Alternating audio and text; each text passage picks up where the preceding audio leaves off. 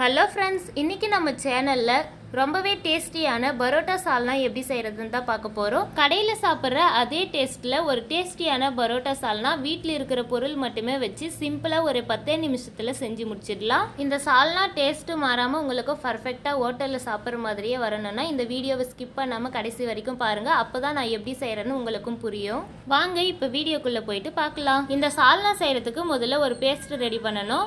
அதுக்கு நான் கொஞ்சமாக கசகசா, கொஞ்சம் முந்திரி பருப்பு 1/4 மணி நேரத்துக்கு முன்னாடியே ஊற வச்சு எடுத்து வச்சுருக்கேன். இதை இந்த மிக்ஸி ஜாரில் சேர்த்துக்கலாம். இது கூடவே பொடி பொடியாக கட் பண்ணி வச்சுருக்க தேங்காயும் சேர்த்துக்கலாம். தேங்காய் சேர்த்ததுக்கப்புறமா 1 டீஸ்பூன் சோம்பு சேர்த்துக்கோங்க. இது எல்லாத்தையும் சேர்த்துட்டு மிக்ஸி ஜாரை மூடிட்டு இது நல்லா ஃபைன் பேஸ்ட்டாக அரைச்சி எடுத்துக்கோங்க. நம்ம சேர்த்துருக்க தேங்காய், சோம்பு எல்லாமே நல்லா மசிஞ்சு வரணும். அந்த அளவுக்கு ஃபைன் பேஸ்ட்டாக அரைச்சி எடுத்துக்கோங்க. இப்போ நம்ம கிரேவி பண்ண ஸ்டார்ட் பண்ணிடலாம். இப்போ ஸ்டவ் ஆன் பண்ணிவிட்டு குக்கர் வச்சுக்கோங்க. குக்கரில் தேவையான அளவு எண்ணெய் சேர்த்துக்கோங்க. நான் 3 டேபிள் ஸ்பூன் எண்ணெய் சேர்த்துருக்கேன். இது கூட ஒரு சின்ன துண்டு பட்டை, ஒரு 3 லவங்கம், 2 ஏலக்காய், அன்னாச்சிப்பூ, 1 பிரிஞ்சி இலை, இது எல்லாத்தையும் இது கூடவே சேர்த்துக்கலாம். ஸ்பைசஸ் ரொம்ப அதிகமாக சேர்த்துடாதீங்க, கம்மியாகவே சேர்த்துக்கோங்க. இப்போ இது கூடவே ஒரு பச்சை மிளகாவை கீறி வச்சுருக்கேன், அதையும் இது கூடவே சேர்த்துக்கலாம். இப்போது வெங்காயம் சேர்க்கணும். நீங்கள் வெங்காயத்தை ரொம்ப பொடியாக கூட கட் பண்ணி சேர்த்துக்கலாம். நான் நீல வாக்கில் தான் கட் பண்ணியிருக்கேன். முக்கியமாக வெங்காயத்தை நீல வாக்கில் கட் பண்ணால் கூட ரொம்ப மெல்லிஸாக கட் பண்ணணும். அப்போ தான் கிரேவி நல்லா திக்காக கிடைக்கும். நீங்கள் பெருசாக கட் பண்ணிட்டீங்கன்னா இந்த கிரேவி செஞ்சதுக்கப்புறம் அதில் ஒரு வெங்காயமாக இருக்கிற மாதிரி இருக்கும்.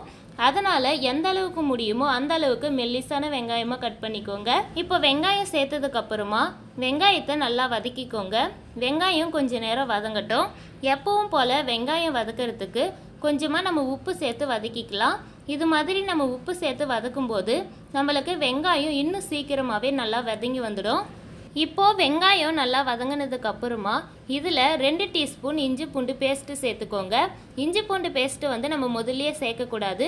வெங்காயம் ஓரளவு வதங்கினதுக்கு அப்புறமாவே சேர்த்துக்கோங்க. அதே மாதிரி இஞ்சி பூண்டு பேஸ்ட்டோட அளவு கொஞ்சம் அதிகமாக இருக்கணும். அப்போ தான் நம்மளுக்கு சால்னா ரொம்பவே டேஸ்ட்டாக கிடைக்கும்.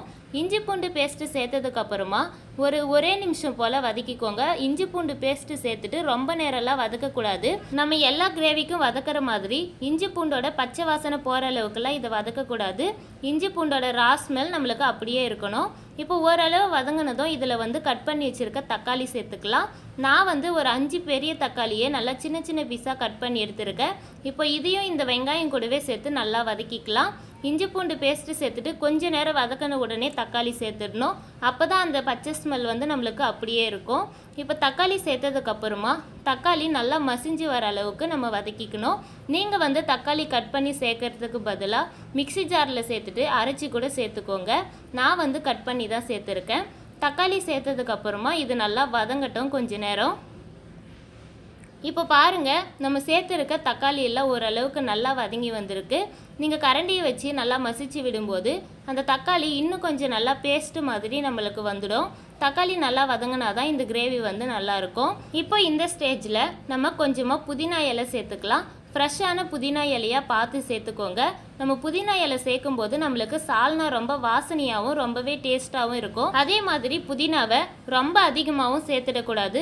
நம்ம ரொம்ப அதிகமாக புதினா சேர்த்தோம்னா நம்மளுக்கு சால்னாவோட டேஸ்ட்டே மாறிடும். அதனால் புதினா கொஞ்சமாகவே சேர்த்துக்கோங்க.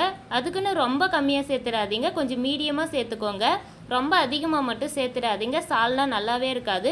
இப்போ புதினா சேர்த்துட்டு நல்லா வதக்குனதுக்கு அப்புறமா இதில் நம்ம மசாலா சேர்க்கலாம்.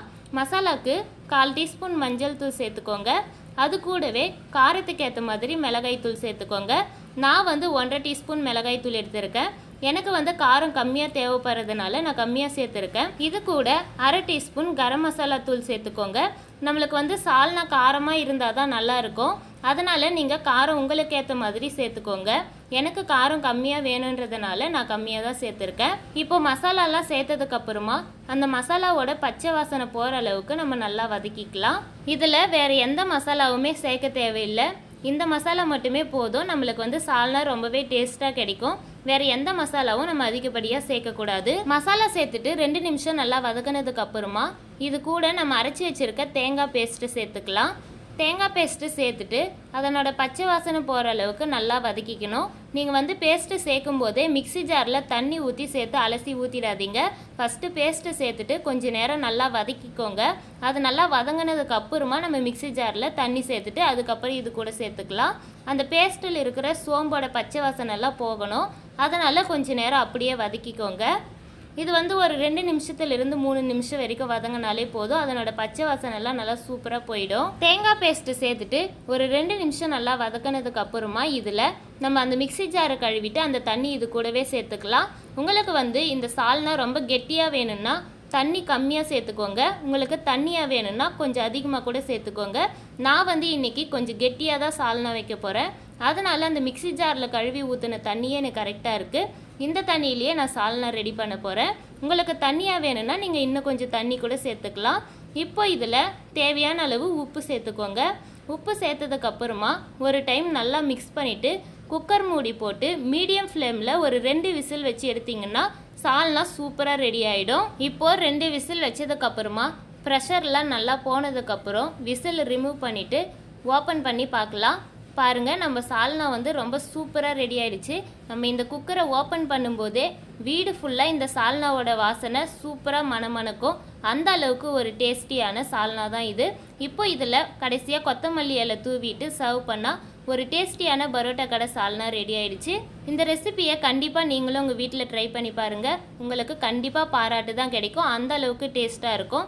இந்த ரெசிபியை ட்ரை பண்ணி பார்த்துட்டு எப்படி இருக்குன்னு மறக்காமல் கமெண்ட் பாக்ஸில் கமெண்ட் பண்ணுங்கள். இந்த வீடியோ பிடிச்சிருந்தால் நம்ம சேனலில் சப்ஸ்கிரைப் பண்ணிவிட்டு உங்கள் ஃப்ரெண்ட்ஸ் அண்ட் ஃபேமிலிக்கு ஷேர் பண்ணுங்கள். இதே மாதிரி நிறைய யூஸ்ஃபுல்லான வீடியோஸ்லாம் நம்ம சேனலில் அப்லோட் பண்ணியிருக்கோம். பார்க்காதவங்க போயிட்டு செக் பண்ணி பாருங்கள். தேங்க்யூ.